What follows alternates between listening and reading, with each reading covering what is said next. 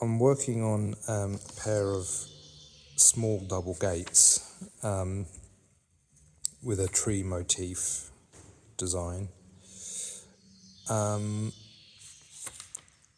done a video on the half round bar that I was making. This bar with the rounded outer edge and flat inner side. And the way that I was using that half round bar is in this this sort of outer line, and then this again of the sort of tree trunk, and then also for a bit of the branches, like they sort of like this one. That's also half round. Anyway, I don't think I've yet made a video on the leaves, making the leaves. I've positioned, in fact actually that's an extra one, I'll just move that for a second. So what I've been doing is working off this design, and as I'm laying the leaves out, I've pretty much finished that side, but laying the leaves out on this side and thinking, yeah, I probably need more than what was in the drawing. And for example, that one, I think there's a bit of a gap over there, so I should do a little extra leaf over there. And as I lay these ones to move on to this side, thinking, yeah, there's going to be a few gaps around there that I probably want to like thicken the design out a little bit. And basically what I did is I had a number of blanks laser cut and of a couple different shapes. So one was a sort of heart shape, and that yielded ones like this, and then ones that were oval shaped, and that yielded ones like this. And so what I'm doing at the minute is now thinking, okay, well maybe I could squeeze a smaller one over there, and I could put like maybe an oval one of the smaller type over there. So I thought I'd do a video on the process of forging these leaves. So like I said, I got a number of these blank laser cut, and I got, I think from memory, 8 of each. I'll put my hand next to it for scale so you can see, you know, rough size they are. Obviously when I forge them, they sort of lose a bit of width and length, but I can tell which ones I've used more and less of because I bought 8 of each, and I can just see from like the stack height that, you know, I've used more of those than I have of those, and still got quite a few of those, but have used a significant number of those. So I think I'll probably use some of those as there's more of those, and maybe some of these. Anyway, I thought I'd do a walkthrough of the process before I actually do it. So using the gas forge to heat them up, get them hot, walk them over to power hammer, and using these sort of half round dies that I've put on, work along the outer edge to thin the outer edge down. Then what I do is I bring it over to this like V shape thing to crease a central line and put it into a V shape. Take it over to the anvil, fold it back over on itself completely so it's like a sort of taco shape. Take it back over to the power hammer and harden, like crispen up that fold, like hammer it. Then get this hot again and open it back out, because what happens when I do that, those cows are really going for it, aren't they? Is that you get this like hard outer edge line. I've just remembered something that I need to go and get off the shelf, so put that down over here. Where is it? So this is the last thing that I do, which is a very simple little tool that I welded up, and I basically, I'll show you. Put the leaf like this, I move it around, so start there, and I use a diagonal peen hammer that I made. So hammer down there, move it, hammer down there, move it, hammer down there, move it. Then I flip it over and work the other way, so that like where it goes down on that side, it goes up on that side. So it goes down there, up there. So like it's not a mirror image, just for reality's sake. And then it's a process of figuring out where they should go. I think that's about it.